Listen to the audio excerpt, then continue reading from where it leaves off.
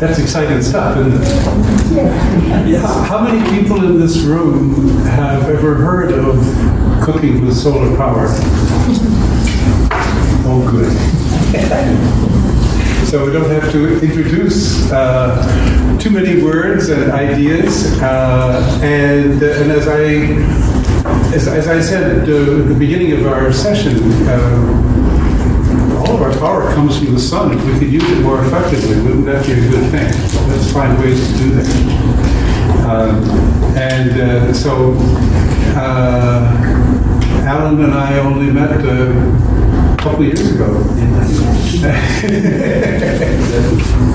And in fact, Wilden Fishman, who's sitting right behind Alan, the Solar Energy Society of New York, she sat next to me the day that I met Alan, and while he was talking, she showed me on her cell phone some pictures of solar cooking in various places. And as I look at this screen over here, if you could imagine something that looked like an array of those big parabolic cookers that was maybe like one row of these for how many? 10 or 12? I think this was a place in Nepal, I believe.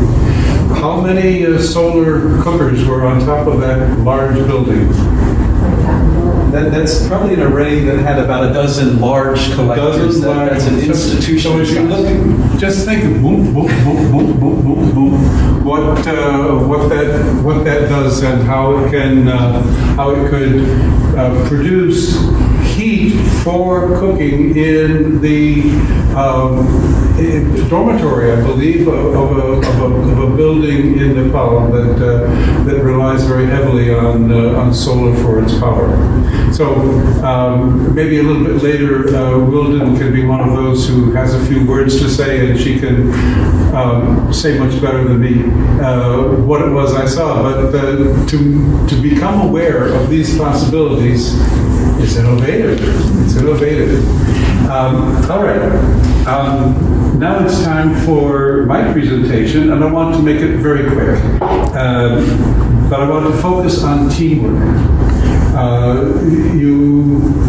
You have seen from presentations by others in the room how important it is to be collaborating with other organizations, with individuals, with groups, to stimulate things, and the ideas percolate and reverberate from various sources. And I'm sure that within this room there are people from Haiti, working in Haiti, wanting to be involved in Haiti, knowledgeable about certain subjects, who have a very good opportunity to become team members. This is the team that is involved in the work that the Public-Private Alliance Foundation is involved in right now. And you can see that it's about a dozen. And I want to very quickly mention the names of those organizations, because the logos sometimes and sometimes not show exactly what the name is. So there's the Echo Global Farm, based in Florida, the Haiti Adolescent Girls Network, based in Port-au-Prince, KDCK, Convite pour le Développement, Commune Côte de Fer, in Côte de Fer, Haiti, Persons Helping People, Solar Cities Global Biogas Education. The fact that it's called Solar Cities is a lead-in to the fact that it's about biogas that comes from, of course, the sunshine. Solar Cookers International, Solar Household Energy, Solar War Company, Solar Education Project, Université Notre Dame d'Haïti at Hinche, and of course Public-Private Alliance Foundation. I would love to add to that list of collaborators from among the people that we are meeting here today. And I think that is possible. So the Public-Private Alliance Foundation is a nonprofit organization promoting the UN Sustainable Development Goals and a business approach to poverty alleviation through projects and seminars involving multi-stakeholder cooperation. PPAF currently engages in work on renewable energy, public health, and entrepreneurship. And as a special focus, PPAF is building evidence to increase impact of innovations for clean cooking in Haiti. We and other organizations are conducting research and development. So it's not commercial yet, but that is the goal. Research and development activities to improve lives and livelihoods, especially for women and girls, at several sites through solar, biogas, and ethanol fuel to cook, for cook stoves and related small business. This began from our concerns deriving from that terrible earthquake in 2010, when one could see a great deal of attention to emergency food, emergency water, but not so much about how food was being cooked. And looking around, one could see a tremendous dependence on charcoal for cooking, and the deleterious effects of that on health, respiratory disease, on the environment, and on the income levels in poverty. As was mentioned a little while ago, something like a third of people's income is spent on cooking fuel, and that within a low level of income. So this is something that we are very concerned about. Public-Private Alliance Foundation was initiated in the United Nations several years ago because of the interest of the ambassadors of Madagascar, Haiti, and the Dominican Republic. And then eventually that was something that translated into a 501c3 nonprofit focusing on creating stronger linkages among partners. And the UN, first the Millennium Development Goals and now the 17 Sustainable Development Goals.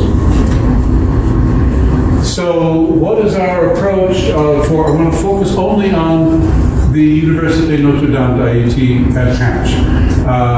And the UDERS, that stands for the Diocesan Unit for Education, Research, and Service. So you can see that it's a very activist kind of a location to be working with. And their focus at that site is on nursing and on biomedical, biosciences. So our approach is education for use and manufacture of solar cookers and biodigesters for biogas and garden fertilizer. And then on community engagement to decrease health and environmental damage and create sustainability. So our vision for all of that is to encourage widespread use of improved ways to cook and to reduce dependence on charcoal for cooking and to help create a greener Haiti with food security. What's the story of all of this?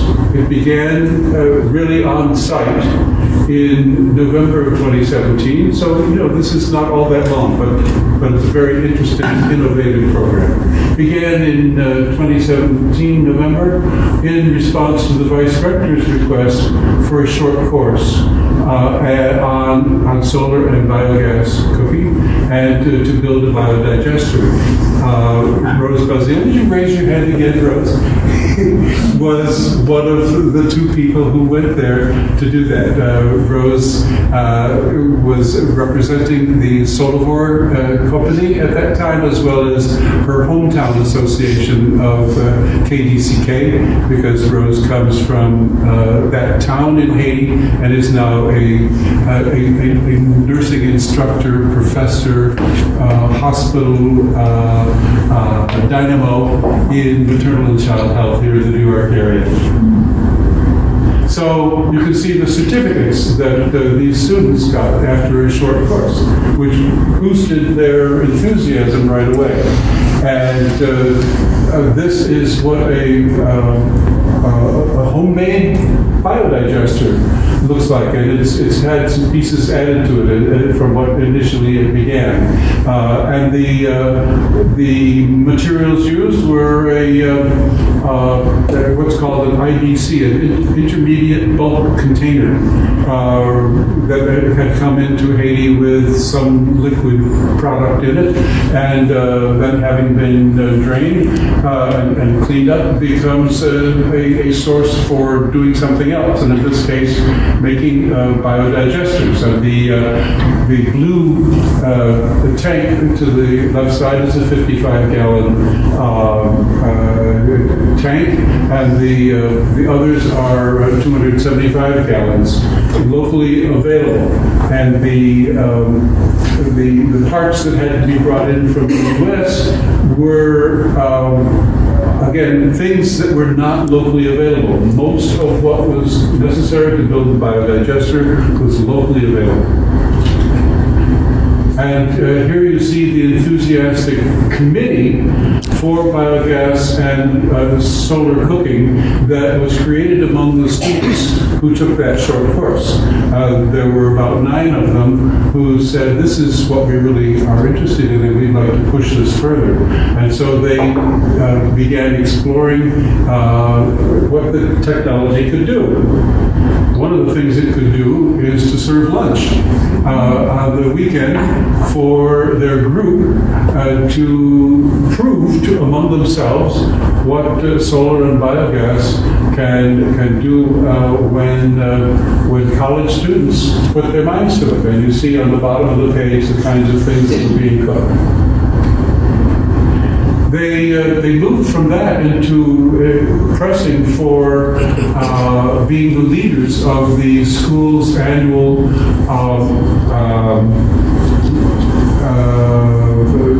Journée Scientifique, Science Day. And you see the vice rector standing in his suit in the middle, and Alan Bigelow and Rose Basile were guest speakers at that, and about 400 people came.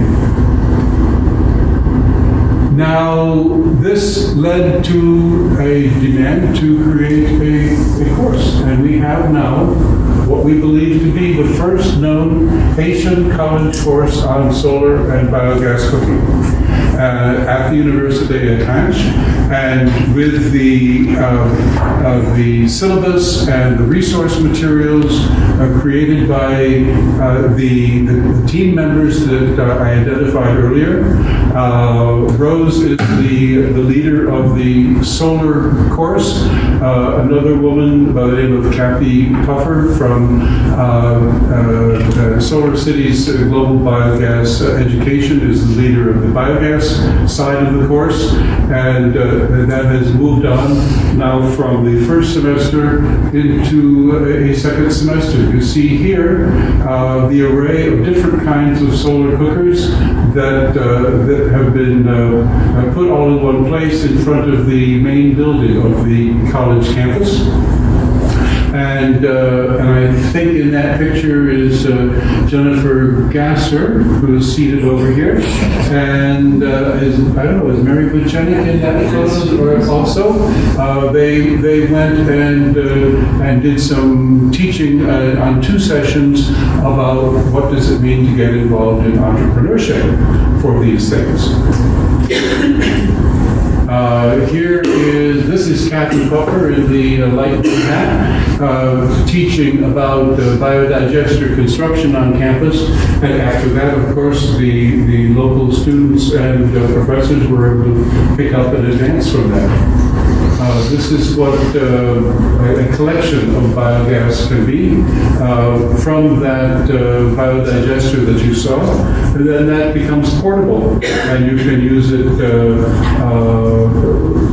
on the spot or carry it to another location for cooking that can be set up on either very simple, you see a tin can on one side, or a converted propane stove on the other side of the picture, and it gives a nice blue flame for cooking.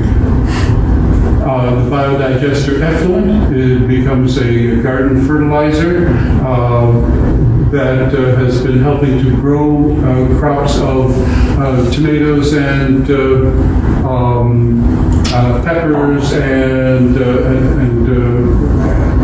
eggplant and for fertilizing banana plants and mango trees. So this is something that we should talk about more, about how do you fertilize your nursery full of trees for the future. Now, the community outreach is the second element, the second semester, with a practicum on taking the messages learned in class and applying them at the family level in the area around Hinche. And you see a solar oven being set up and arrangements being made for monitoring use and satisfaction. Thank you very much.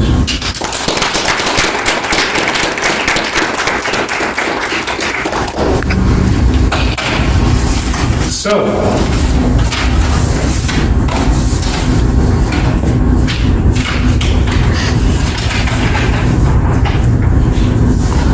that concludes the presentations.